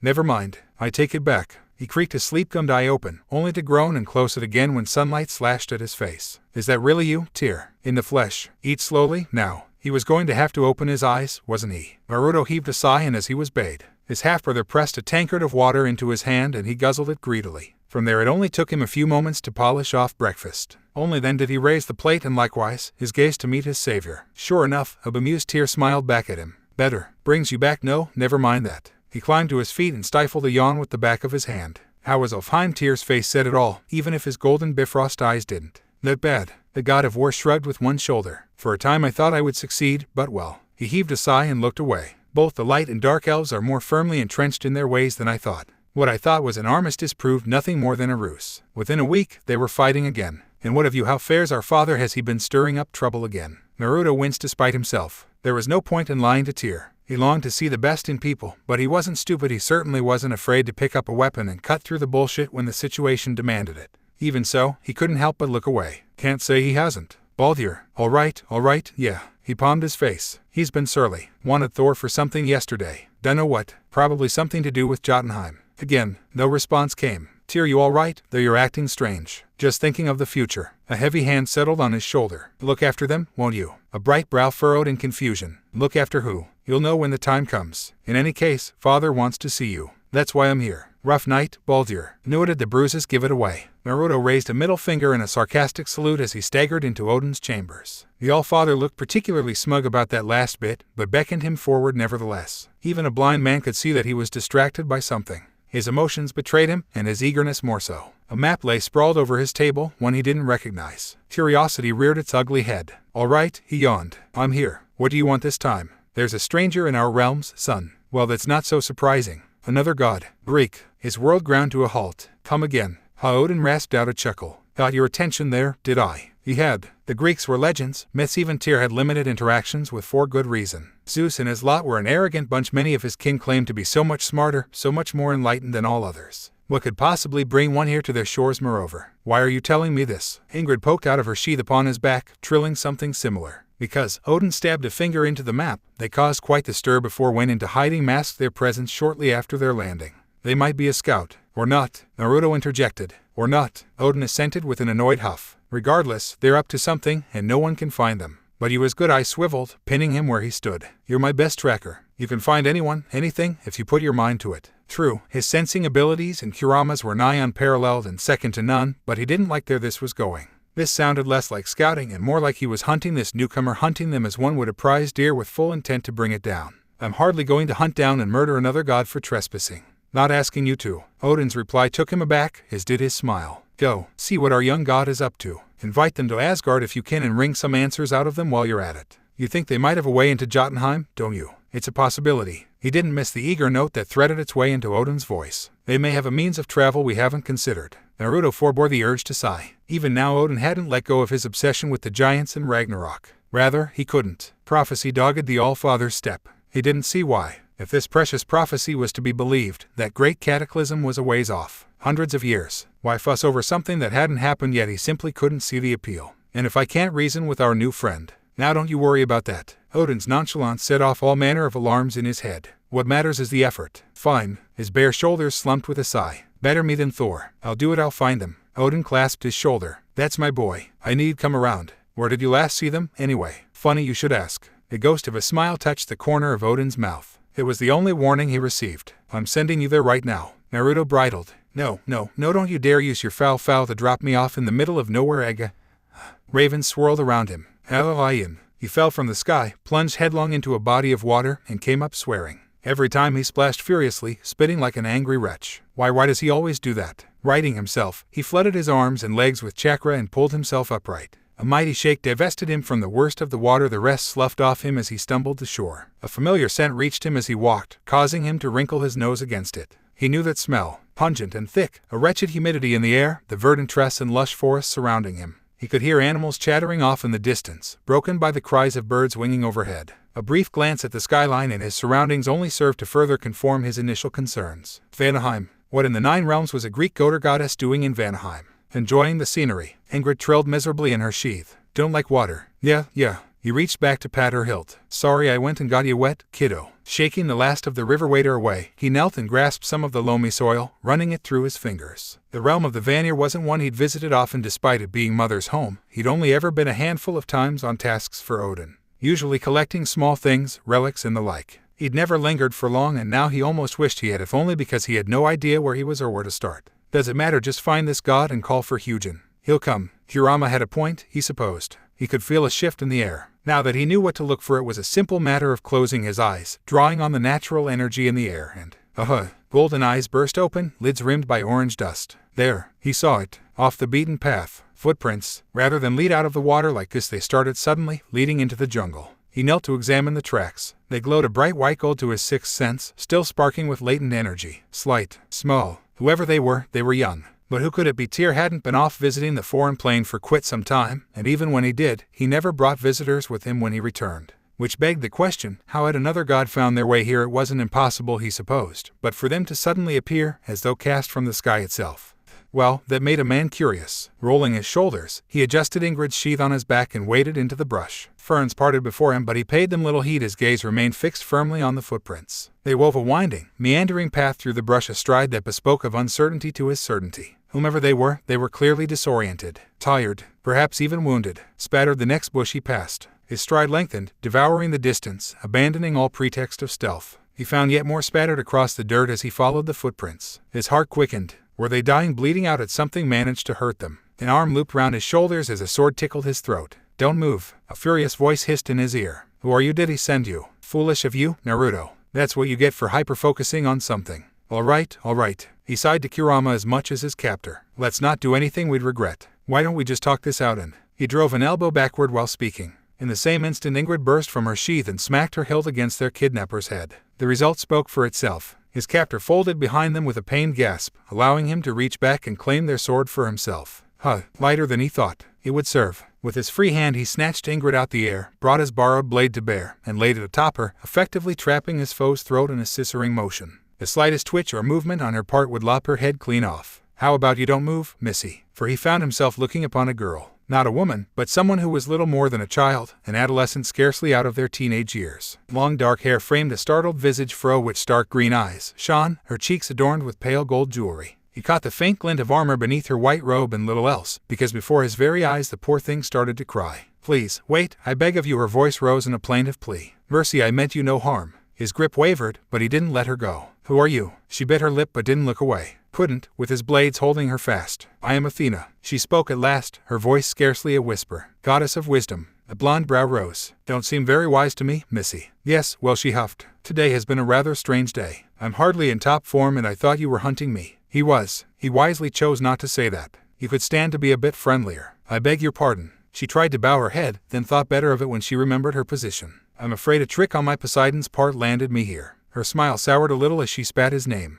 Or perhaps it was Hades. Blasted uncles of mine, but I suppose that's what I get for quarreling with them. Might you know the way back to Olympus? Olympus, she really was Greek, then. You're a long way from home. This is Vanaheim. May I get up then, please? Her voice warbled a little. My legs are falling asleep. Naruto released a sharp breath and prayed he wouldn't regret the decision he was about to make. He lowered his blades, stabbed hers into the dirt, offered her a hand. Here. Athena grasped it all too happily. Athena wasn't skittish. Much to Naruto's relief, the fledgling Greek goddess happily accepted his invitation to the halls of Asgard. More than that, the daughter of Zeus wasn't made nervous by the idea of being near so many foreign gods. Far from it. She seemed eager to meet them, almost worryingly so. Say what you would about Athena, but she didn't have much fear in her. Perhaps that was due to her lineage. Why should she fear other deities when she was the daughter of one herself? And yet no one had come to greet them upon their return. More than a few common folk bowed to greet them as they passed, but of his fellow Aesir he saw no sign. By all rights, Naruto knew Athena should be concerned by that. He certainly was. Ordinarily he couldn't take 2 steps into Asgard without getting swarmed. Yet for all his caution, young Athena displayed none. Goddess of wisdom indeed, she wasn't displaying much of that vaunted title right now. Bah, let the lass live a little. Kurama's suggestion aside, he wished he could, but Athena was his guest. Nothing could happen to her on his watch. Don't get too far ahead now, he called after her when she turned to race down the street. I don't want you running into Heimdall. Heimdall, no, never mind that. This is fascinating, she rounded on him with wide eyes, hands linked behind her back. I always knew there were other pantheons, but to finally see one with my own eyes. Is it really that impressive? It is. Her head bobbed in an eager nod, setting her long hair swaying. This is how God should live. She gestured with a bangled arm, bracer clinking softly with the sudden movement. Among the people, Olympus's tomb. Her lips pursed as she tried to find the word and failed. I can't think how best to put it. Skadi, he ventured. Yes, she snapped her fingers in agreement. That exactly that. Why have a palace in the clouds when it distance you from your subjects? Seems obvious. A blonde brow quirked in mild annoyance. To look down on everyone else. When young Athena flinched at his words, he sighed and reluctantly amended his response. You could show me around sometime when you get back to Greece. Repay today's favor or something like that. Her face lit up, startling him with the purity of her smile. I mean, yes, would like that very much. To your girl. Absolutely must protect. A low crackle of thunder across the horizon heralded a new arrival. He looked toward the clear clouds and watched them darken, now rapidly boiling their way. Well, he drawled, looks like someone noticed us. Took him long enough. Athena followed his gaze. You have a god of the skies as well. The ghost of a smile graced his face. Not quite. A mighty tremor rattled the world behind him as Thor came crashing down from on high. There you are. He plodded forward, heedless of the curious sound Athena made. All-Father's been looking for Yauha. He spied said goddess over his shoulder a heartbeat later and squinted down at her with naked curiosity. Well, I'll be damned. That she the stray goddess Odin was on about. Yup. Naruto smacked his lips, producing an audible pop. Found her in Vanaheim.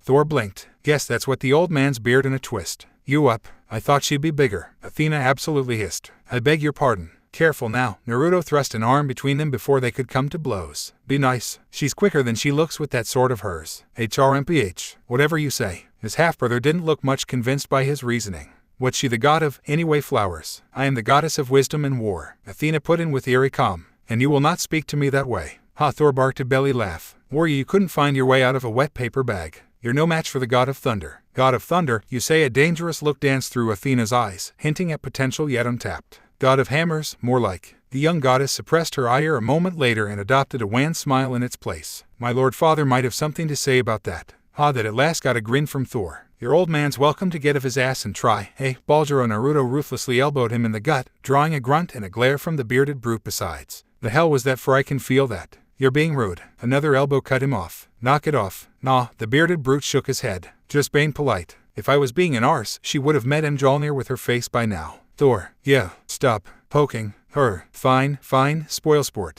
Naruto looked to Athena, expecting the worst. As such, her giggle utterly baffled him. Thor glowered her way, not quite comprehending the reason for her mirth. What's so funny, runt? You are. She wiped a mirthful tear from the corner of her eye with a happy sigh. The both of you. At their baffled expressions she hastened to continue. I was led to believe that those of the Norse were drunken brutes and berserkers, all little more than merry madmen who gloried in battle and little else. Naruto quirked a brow Thor's way. I wonder who gave us their reputation. The god of thunder looked away, whistling innocently. Dunno. There it is again. Athena laughed again, a soft musical melody that stirred the soul. That's precisely what I mean. Although the two of you are clearly kin, you show such kindness to one another. More than that, you listen to each other unlike my uncles. Another laugh shook her shoulders despite her best efforts. You do not compete with one another, you tolerate one another. A pleased flush darkened her pale face. My family would do well to follow such an example. Now it was Naruto's turn to flush. The Greeks were known for having certain prejudices toward one another and mortals, to say nothing of Zeus himself. There was a subject he wasn't touching with a 10-foot pole. Seeking an escape, he sought to steer the conversation to safer waters instead. In any case, now that you are here, do you have a way of getting back home? Athena's hopeful expression fell. Not at present. I doubt my absence has even been noticed yet. There was again, it felt like he'd just kicked a puppy. A sassy, sword-wielding puppy who could happily eviscerate most mortals when pressed, but a puppy nonetheless. Hey, he placed a hand on her shoulder, then thought better of it when she turned damp eyes on him. And surely they'll come looking for you. Athena laughed again, and this time it was a bitter thing indeed. That is sweet of you to say, but you clearly do not know my uncles as well as I. My brother Ares is doubtlessly throwing a feast in my absence. He would be delighted to be rid of me. Thor raised a bushy brow. And I thought our family was messed up. Oh, Athena perked, as though just recalling something. But I'm sure father will notice my absence sooner or later. Left unsaid was long later might be. Zeus has never been the sort to ignore me. Well, let's get you settled and then, preferably before. My Lord Baldur. That happens. He finished with a sigh. Heh. Thor rumbled a laugh. You jinxed it. Athena followed their gaze, looked up now, and gasped. Naruto couldn't even bring himself to blame the fledgling goddess for her awe. He supposed it was too much to hope the Na and the girls wouldn't take notice of his absence or his return. He had left suddenly after all, without so much as a word to any of them. Only natural that a few of them might be cross with him. The sight of 9 Valkyries winging down from the heavens was something of an everyday occurrence here in Asgard, but not so for Athena. Hey, he barely managed to wave before they were upon them, all gathering round, eager to meet the new goddess. Athena, bless her soul, took their interest in stride and returned it in kind. Most would have balked when they found themselves surrounded by so many warrior women, each more than capable of rending one limb from limb. You have wings. The little goddess did not falter, on the contrary reached out to touch Ayr's wings, drawing a startled noise from the Valkyrie in question. All of you, how lovely and colorful they are, may I. A wise man once said there were 2 ways to win a Valkyrie's heart. One was through battle, the other through her wings. Needless to say, Athena won them over in an instant. Just like that, she was in their good graces. Making friends, son. The ghost of a smile tugged at the corner of Naruto's mouth. More or less, he pivoted in place to face the newcomer, leaving Athena to be swarmed by Na and the girls. I could say the same of Yamother. Freya tucked in her wings with a tired little smile and ran a hand through her dirty hair. She looked exhausted, worn as she hadn't been before her constant visit to the Norns. They must have upset her again. Not for the first time he felt the urge to pay them a little visit and teach them a lesson. Maybe a few pranks would show those spinsters a thing or two. Should you be consorting with a Greek goddess? She frowned Athena's way, the girl barely visible in the crowd as Na and the girls fussed over her. We don't know if she can be trusted. So paranoid these days. He'd need to nip that in the bud. Mom, she's lost. I found her on Odin's orders. It's not like she asked to be here. Her smile vanished completely. This your father's doing, then? I should have known. Perhaps I should have a word with him. I've known squirrels less twitchy than this woman. No need for that. Simir. Naruto bit his lip to stifle a snort, then stepped in, drawing Freya into a warm embrace. Her chin came down over his shoulder as she melted into him and held tight, although he didn't miss the way she frisked him over for injuries. Such a worrywart. He loved his second mother, he really did, but sometimes all her worrying worried him. Freya kept acting like she expected him to keel over at any moment. She sighed and drew back, holding him at arm's length. Forgive me, you know how I worry. And I keep telling you don't have to. Her lips pursed. What mother doesn't worry for the safety of their only child? He sensed this was going to be a sticking point for them in years to come. Listen, nothing's gonna hurt me. How do you know?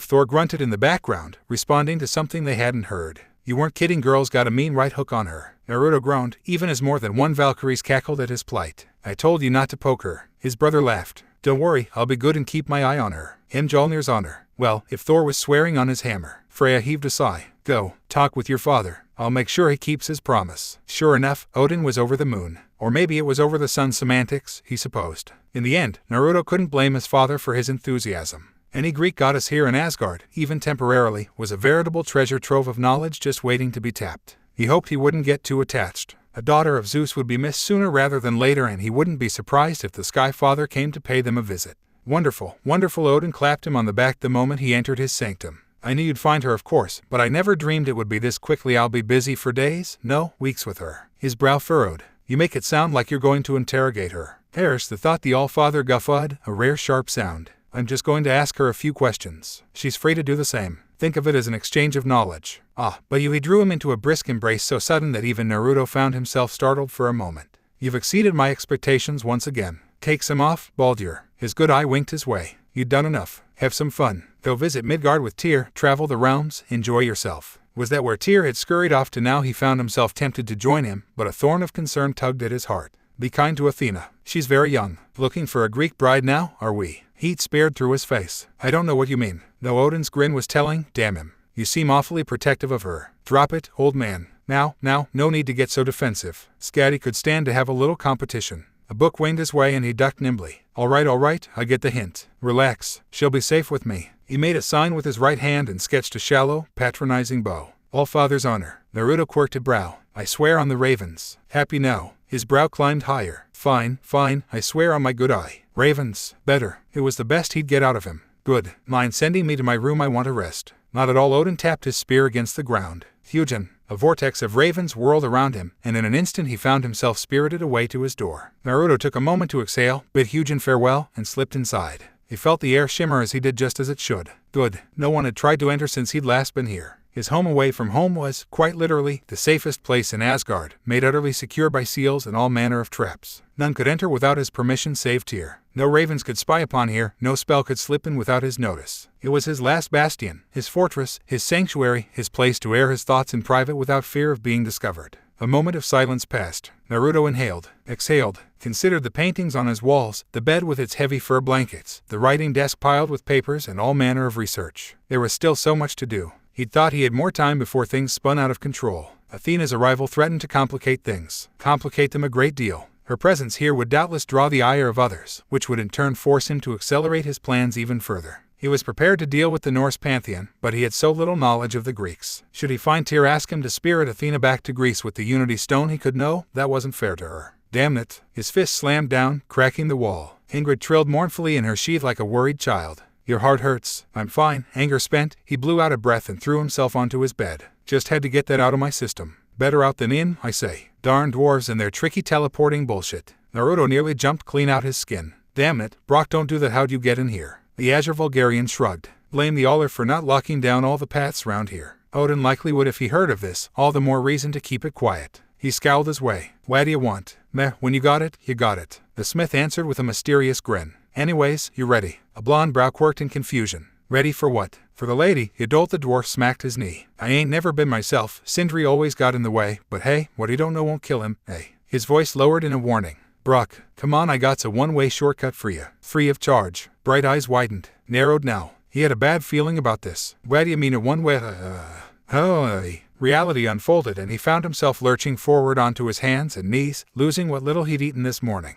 Kurama garbed a string of gibberish in his head. Ingrid joined the both of them with an indignant squawk. Who knew a sword could get motion sickness? No, never mind that, he had a smith to smack. Brock, he gurgled, gagged now as he wiped a line of drool from the corner of his mouth. You son of a warn me next time. Where's the fun in that? The dwarf slapped his back. Up and at him. Naruto staggered to his feet. In short order, he found himself surrounded by strange mountain peaks surrounding a lake he didn't recognize. No, that wasn't quite right. They weren't mountains, but rather the peaks of a singular one because he and Brock were standing within it. A familiar scent trailed through his still-burning nose and he inhaled to clear it. Svartalfheim, why were they back here? This way Brock led him toward what he could only assume was some sort of viewing device in the lake. Time's a-wasting. Naruto paused, looking around for good measure. No ravens, spectral or otherwise. And yet he couldn't shake the strange feeling of being watched. Quit your spassin' and come on, the dwarf snapped back. We gotta be quick, don't want the Aller realizing what we're up to. Against his better judgment, Naruto rolled his eyes and followed his unlikely ally to the strange contraption. Brock threw a lever. Strange walls came down around them, sealing them in. Each held a window of sorts. Not a periscope at all. He realized this was a lift, with but one purpose. Another twisted of the lever and the entire lift shook. Down they went into the water, descending into the darkness. A moment passed. Another, now. The descent ceased. While Naruto quirked a brow. Where is she? SHH. Brock brandished a bag in his hands. Here she comes. He sensed a presence a heartbeat later. A noise echoed behind him immediately thereafter. I am here. Naruto tensed as a voice echoed in his mind.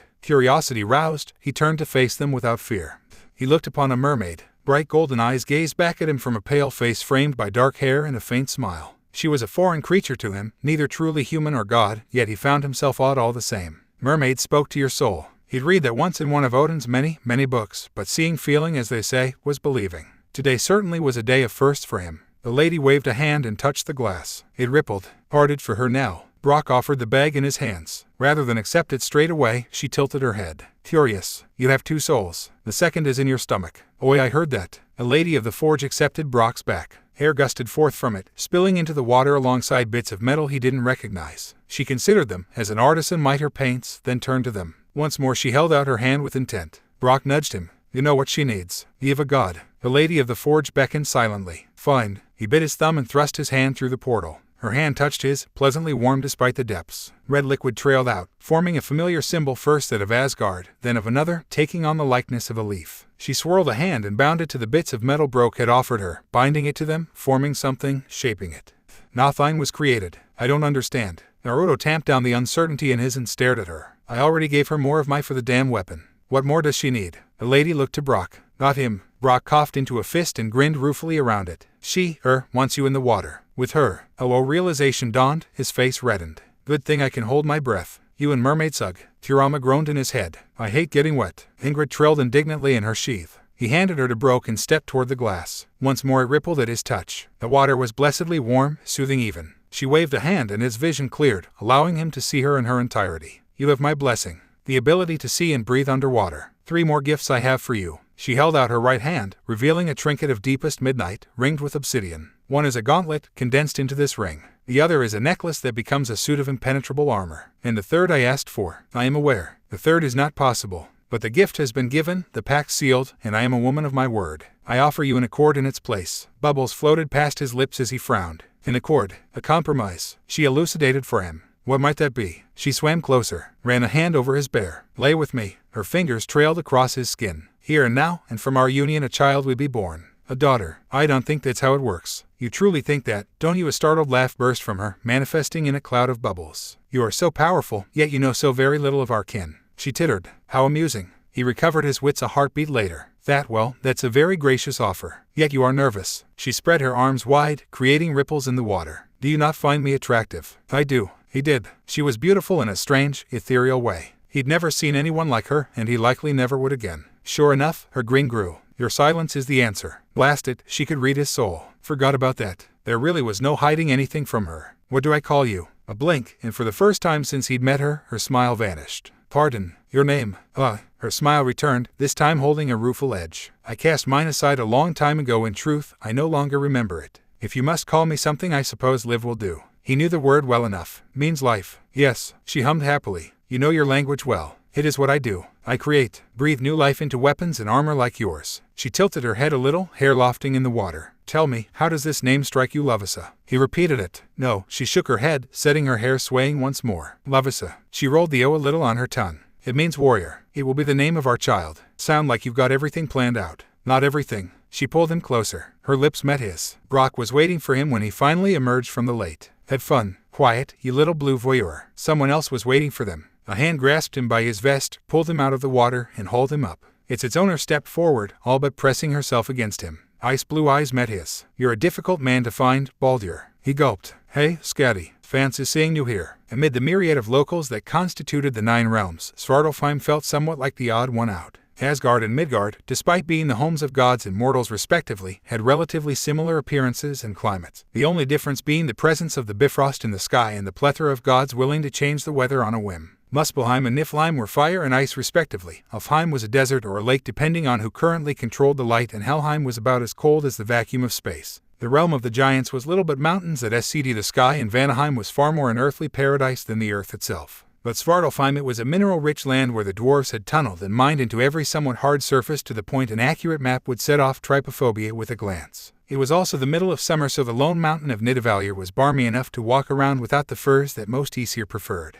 And yet for all of that, Naruto felt a shiver of pleasant coolness run over his bear at the sight of Skadi Thyazitatir. True to her Jotnar heritage, Skadi was tall, at least 2 inches taller than him. Her form was lithe and strong, yet with no true bulk to it. Her skin was very pale with a touch of blue that one could only see on winter mornings, while her hair was white as snow. A pair of pupilless sky-blue eyes glowed lightly in their sockets, framed by a pair of dark blue tribal tattoos that branched off from her right eye up into her hairline. She had plump, pouting lips that had been painted with cobalt-colored lipstick, currently set in a sultry smile. Lastly of note were the 2 small braids she wore on either side of her head, the rest of her hair tied back in a high ponytail. The daughter of Thyasi wore a tight-fitting blue tunic edged with wolf fur, her arms bound in leather vambraces and rune-marked straps. Her long legs were clad in a pair of tight-fitting dark blue leggings tucked into furred brown riding boots. A short pelt served as a sash around her waist, and a furred cloak not unlike Thor's was pinned at her shoulders. Hey, Naruto drawled out laconically, internally flip-flopping on what he felt right now. On the one hand, he was over the moon to see her again. On the other hand, Bruff guffud. Sweet Nana's nethers, that has got to be the tightest pair of pants I ever saw, your music knuckling down there, missy. Naruto's hand whipped out to cuff Brock around his balding head with a smack that resounded through the mountains. Hoy on hat's not how you talk to a lady. Off Brock rubbed the top of his head, giving Naruto a one-fingered salute. I know how to talk to ladies plenty well. You on the other hand, ye Aesir lummox, prefer talking with your scrote. Naruto cringed, seeing Skadi raise a snowy brow at the comment before sniffing the air. Her eyes widened in surprise, which quickly morphed into territorial glee. She stalked forwards with feline grace, her footfalls producing nary a sound as she went until she was directly in front of Naruto.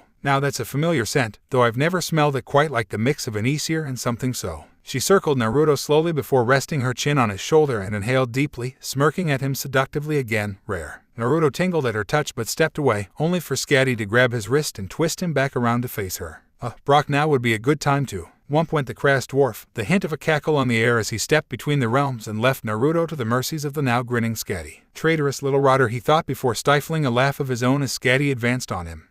So what brings you to Svartalfheim, Skadi? Game mostly, she said slowly, advancing once again, her muse clearly set on the reincarnated Aesir before her. Word has it that some rare foreign beasts have been making their way between realms for whatever reason, and after all, you can't keep a good hunt away from the huntress now, can you? Naruto hummed in thought, filing that bit of info away for later. First, the Greek goddess of wisdom and war finds herself in Vanaheim, and now unseen beasts. This bore a closer look. I see. Well, I wish you well on your hunt, but I kind of have places to be. Skadi's face grew more eager, tilting to the side to appraise him as if he were a piece of prime cut meat. Running back to Asgard already? Baldur, don't tempt a girl with a good time after another one has just poached on her patch. So she knew, then. Bugger. Look, he heaved a sigh while tensing his legs. Please don't fight. Fight? No. She licked her lips. But I'm rather tempted to chase you to the Realm Tower and drag you back to my home in Jotunheim to put a collar on you. His body shifted to the right, as if I'd let you do that. She matched him and let out a shrill peal of laughter, the spark of competition gleaming in her eye. I am a proud woman, Baldur the Bright, in my hunt and with whom I claim. I respect the swift and the strong and those who are blessed with care in a harsh world. You healed my father when none would, not for some angle of the Lord of the Hanged, but because it was an honestly good thing to do. Her face dimpled in a smile then, and there he knew she wasn't about to let him go so easily. I am fond of you, but to hear word of your union with the Valkyrie and now to nearly walk in on your latest tryst, she rolled her shoulders, limbering up. You're getting me in the mood for competition. Naruto's face softened in whimsy. Immortals had such odd thought processes. So perhaps just this once, while he still had an excess of energy to burn, he could indulge this flaxen-haired lady of the hunt. I am not such easy game. Skadi's face practically shone in anticipation. Is that so? Then perhaps you'd care for a little wager. She walked past him and bade him to follow until the both of them stood atop a tall spire of rock. From here he could Realm Tower, a distant twinkle of gold metal in the distance. It seemed to shine in the sun, a beacon of gleaming light nearly out of sight. A race, Naruto exclaimed levelly, drawing a nod from Skadi in return, the taller woman's pelt sash rustling in the wind. From here to the Realm Tower, on foot, no powers or authorities, she declared, thrusting a finger forward. I shall start, you shall follow. If I arrive first, then you come with me to Jotunheim, where you will stay with me for the rest of your days. Odin wouldn't much like that. Then again, he really didn't give a flying fig for what the old man thought these days. Still, he didn't like the idea of leaving Na and his family behind, never mind Mom. Though, as entertaining as it might be to give his old man an aneurysm, forsaking Asgard forever would inevitably cause too many problems in the long run. He didn't fail to notice that Sakti hadn't mentioned the reverse. And if I catch you before we get there, he questioned, watching the giantess like a hawk. What then? Skadi turned to face him head-on and crossed her arms beneath her bust. Then Asgard will sway to the sound of an Aesir and a Jotun in union once again. A win-win. Somehow I think Na is gonna have a problem with that. Naruto deadpanned. She's welcome to join us in bed. I'll be gentle with the both of you. What? Too late did he realize that he had been led into a snare. Skadi slammed a palm into his solar plexus, sending him skidding backwards and momentarily knocking the wind from his lungs. It didn't stall him for long, but by the time he looked to where Skadi had last been standing, he saw the tips of her furred cloak vanishing over the edge of the cliff. Cheap shot, he shouted, scrambling to the drop and launching himself into the air with a mighty leap. He was answered by a peal of laughter far below and quickly spotted Skadi sprinting across the landscape of smaller peaks, sparse greenery and rocky crags that made up the landscape. She was grace in motion, darting from peak to peak like a nimble mountain goat, her white hair shining in the afternoon sun. Tucking in his arms and legs, Naruto dived towards the ground at terminal velocity, his glide ratio making up a third of the distance that Skadi had been able to open up ahead of him. As he fell, he considered his options. Skadi was well known as the greatest cross-country runner in the entire 9 realms, but her specialty was snow, not the rocky prairies of Svartalfheim. And her massive speed on the snow was yielded less by her prodigious speed and intuition, but her skis, which couldn't be deployed here. Meaning I got a chance, he said aloud, plowing through a rocky hillock with a crash, spooking a cohort of dwarves who had been trying in vain to shift it. While Skadi had said they were not allowed to use anything beyond their bodies, it didn't mean Naruto was not going to abuse his biological talents. One that had persisted from one life to the next was hard head and hardier body, meaning he could go as the crow flies and smash through anything in his path. Soon enough, scores of dwarves paused in their daily work and peeked from their tunnels to watch the chase across their homeland. The white and blue Jotun pranced through the air and along the ground, a leaf caught on the breeze while the blonde Aesir thundered in pursuit. The gap between them would grow and shrink sporadically, and every time Naruto came within a hair's breadth of tackling the statuesque runner to the ground did she slip through his grasp and continue the race to the realm tower. "Skadi, you keep running from me even though you want to be caught," he wondered to himself. "Is it victory over me that motivates you to prance and smile, or the fact that the huntress is being hunted that thrills you?" Soon enough, his waking thoughts bled away, washed into the sea by the flood of instinct, the melody and rhythm of the hunt. He vaulted a boulder and planted his feet against it, springboarding off it with enough force to fragment it. He careened through the air towards Skadi and attempted to make a grab, but the young woman must have felt a change in the wind, sliding under a low-hanging shelf of shale before rolling forwards in a front handspring that propelled her over a river, her pupilless eyes shining with mirth as she looked back at him. Rearing back a fist, Naruto smashed through the shale with a bang, grabbing a stray lump of rock as long as he was tall and throwing it at the river. The toss was perfect and it flew as straight as an arrow, hitting the water. Naruto did not break his stride and sprinted at the water. The moment his foot hit the shale plinth, his momentum propelled it forwards, now both surfing across the river before pitching forwards when it hit the opposite bank and shooting Naruto into the air like a cannon. "You Aesir are all the same, brute forcing even in finesse," Skadi hollered, amused at Naruto's choice in making up the gap in skill. "Never met a problem I couldn't punch my way out of," he answered, ironically kicking off an archway to get ahead of Skadi as the realm tower hoved into view. Skadi watched as he soared through the air at the bronze and gold tower, about to hit until he used it to slingshot back the other way, flying at her from the front like a fallen star with his arms wide. So close had she been to victory that she'd no time to react to his sudden reversal of fortune. Her eyes widened, lips parting in a gasp, and then the world became a blur. He collided with Skadi full tilt, arms locked around her waist and sending them both rolling one over the other into the brush, laughing the whole time until they finally came to a stop with Skadi resting atop him. Well, straddling him, really. Despite his victory, she seemed rather smug, or perhaps in spitty off it. "Gotcha," he smirked, idly running a hand over the soft pelt she used as a waist sash. Skadi scoffed in reply, "And yet I'm the one sitting atop you. Tough choice. I don't see you getting up." "Why would I?" She touched a hand her shoulders, letting her cloak fall to the wayside. "You've caught me, Baldur." Her bodice soon joined it, freeing her heavenly bosom to his wanting eyes. She bared her upper torso to him without fear, snow-white skin gleaming in the waning light of the sun. "Claim your prize." His throat went dry. "There it is." She licked her lips. "That's the look I've been waiting for." They shared that look, the golden light of the sunset capturing them both in a moment of time. Until, with no prompting at all, Skadi planted a hand on his and leaned down to him deeply. It was no night in Asgard, that was for certain, but a Svartalfheim sunset was a fine consolation prize in this race. Heimdall Odinson was nearing the end of his rope. It had been a long time coming and perhaps definitely deserved, but his so-called half-brother Baldur had finally pushed him towards his wits' end. The purple-eyed Aesir could not tally the total list of debasement he had faced at the hands of the blue-eyed dolt, but something inside him had snapped upon his latest visit to the whites of healing. Healing for most gods was a surprisingly simple process when it came to conventionally wounds. Just a case of time, stamina, and willpower, and wounds that would cripple a mortal would be rendered back to blemishless skin. Heimdall, blessed as he was as the god of foresight, had however never really gotten all that used to the sensation, and truth be told he despised it because it implied that his abilities were not up to snuff. Ergo, whenever Baldur had given him a summary drubbing, he had found his way to the whites of healing expedite the healing process, cussing his false half-brother out for every stitch. However, this last time had been different. In the last year, the majority of his abuse had been directed at his face, specifically his mouth, and for whatever reason, possibly some curse by his Vanir harlot of a mother, his teeth had refused to grow back this time and he had been forced to be given a replacement. "Well, father, that thing is out of control," Heimdall said, flashing his newly implanted gold teeth. His gums smarted with pain, but he did not let it show on his face. "I will never properly heal from this, I have to subsist on these tacky dentures." "Well, at least you're finally put your money where your mouth is," Odin replied, not looking up from the reams of parchment scattered across his desk. "And I don't really see the issue. Roughhousing amidst brothers is as natural to Aesir as breathing. I was the same with Vili and V. He's cursed my teeth to never regrow," Heimdall bleated, slamming a fist into Odin's desk and sending Hugin and Munin into the air, seeking shelter from the watchman's ornery wrath in the rafters. By the fire, Freki and Jerry looked up from their rest before returning their heads to the furred rug, unimpressed. Odin finally looked up from his writings, his electric blue eye equally unimpressed. "If you got cursed, then you simply weren't fast enough to get out of the way. Now would you sit down? Your teeth are really mussing up the atmosphere in here." Heimdall let out a long suffering sigh before crumpling into the plush high-backed chair opposite his father.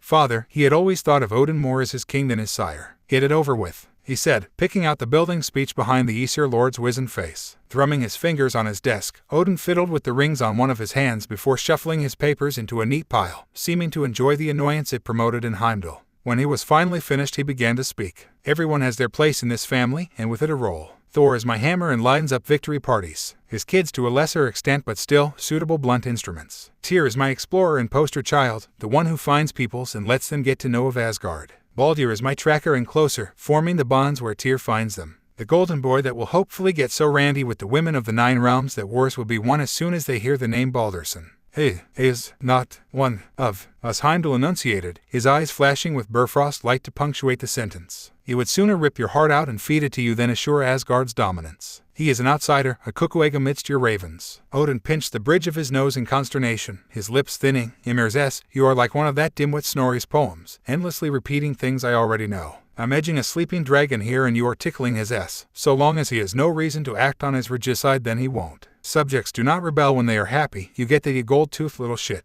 Heimdall gritted his teeth, nose wrinkling as his gums continued to throb. Seeing he was not going to be interrupted, Odin returned to his speech. Now Sif, she's our diplomat to make sure that the bridges that Tyr and Baldur build for us stay strong. A house divided against itself cannot stand, so why not make the house bigger? Even now she's writing up a missive to that eagle-brained thunderhead Zeus for me, letting know we have her and she is safe, as well as an open invitation to a breaking of bread and dining on wine between our pantheons. Ah, that little nugget. Yes, the blonde bearer of Gjallarhorn had been more than aware of the effluvial S that he considered the thoughts about the foreign goddess of war and wisdom. Surprisingly, she was lodging with Sif and Thor and had made quite the impression on the Valkyrie who lorded her dexterity with shield and spear. How utterly repugnant. Asgard was for the Aesir, no one else. And Heimdall just a smidge more self-consciousness and humility. He may have considered the true reason for his dislike of Athena, and it was not her barbed tongue. She was incredibly difficult to read. His ability to peer into the minds and intent of others was almost completely foolproof with regards to surface thoughts, but for whatever reason he could not parse deeply into Athena's mind.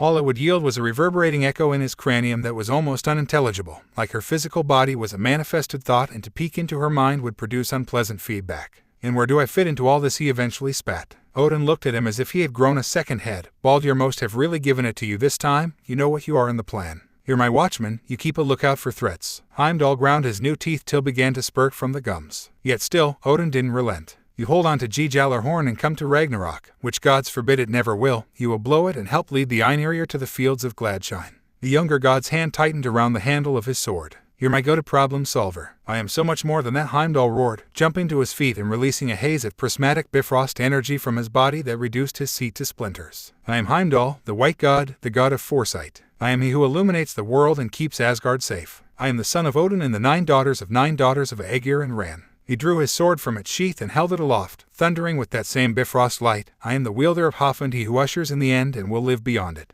I have as many names as there are winds, as many titles as there are ways to die. I am Heimdall and I will be of use. From his seat, Odin watched his son with neutral interest as he panted, getting a hold of his emotions. When he was sure that Heimdall was not about to commit his own attempt at regicide, he silently got to his feet and opened a drawer in his desk. A few moments of rummaging passed before he withdrew what Heimdall recognized as Odin's perpetual muse, the broken wooden mask. The gallows god turned on his heel and strode towards the back of his office, unlocking the door and opening it. Heimdall, having regained a handle on his emotions, felt a swell of unease at the pit of his stomach. Oh father, you coming or what? Odin asked nonchalantly, looking over his shoulder before descending into the basement. Heimdall sheathed Hafund and soon found himself following Odin until they stood before the crack in the world, its eerie green light illuminating both of them. You want to be of use? Odin asked rhetorically before passing the half-mask to Heimdall. By all means, take a look. Heimdall looked between the mask and the Allfather, not quite comprehending what he was being asked to do. Ah, good grief. Odin took off his hat and tossed it at the desk before launching into an explanation. What I want, as you have always known, is answers. And the closest I ever got was the glimpse I saw on the other side of this thing. He indicated the crack dismissively. I had hoped to find the rest of that mask before taking another look, but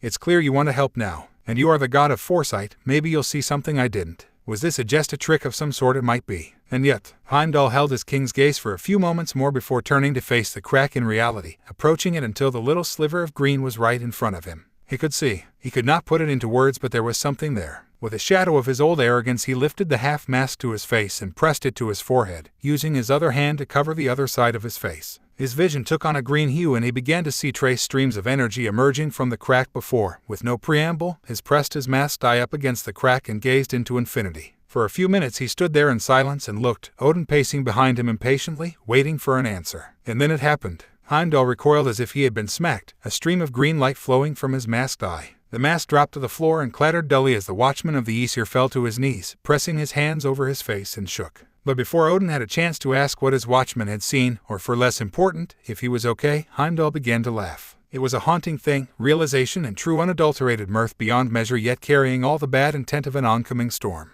When he pulled his hands away, revealing one green eye and the other purple, he laughed in knowledge of what he had seen even as his brain groaned in pain. For he finally had a tangible piece of information to level against his so-called half-brother. And he would use this knowledge, oh yes, that fool of a god. He had no idea. His days were numbered. You are not the only foreign soul in this land, Baldur, and I will be the one to find them. Okay, sadly the chapter is over. And if you enjoyed, just leave a like, and subscribe with post notification, so when the next chapter is ready, you will be notified. Okay, see you in the next video. Bye.